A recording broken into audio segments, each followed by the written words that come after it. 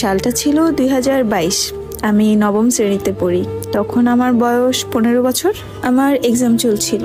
তখন এক্সাম দিয়ে বাসায় আসি, আর দিনটা ছিল মঙ্গলবার। বাড়িতে ঢুকতেই মা বলল, তোর ছোট খালার শ্বশুর মারা গেছে, চল যেয়ে দেখে আসি।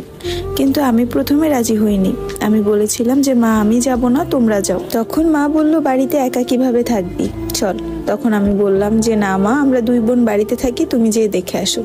মা আবারও বলল, না চল, নানা বাড়িতে যাওয়া হয় না অনেক দিন ধরে, এই ফাঁকে একটু বেরিয়ে আসতে পারবি। এখানে বলে রাখি, নানা বাড়ির পাশেই আমার খালাদের বাড়ি। বড় খালা, মেজো খালা, ছোট খালা এরা আশেপাশেই বাড়ি।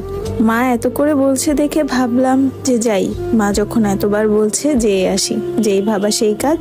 আমাদের বাড়ি বরিশাল, আর নানার বাড়ি হচ্ছে পিরোজপুরে। তারপর দুপুর 2টা বাজে রওনা দিলাম সবাই মিলে।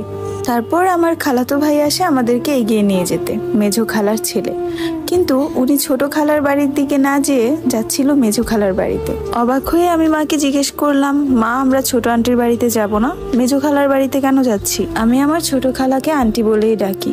তখন পর্যন্ত বুঝতে পারছিলাম না যে আমার জীবনটা শেষ করে দেওয়ার জন্য সবাই মিলে আমাকে এখানে নিয়ে এসেছে।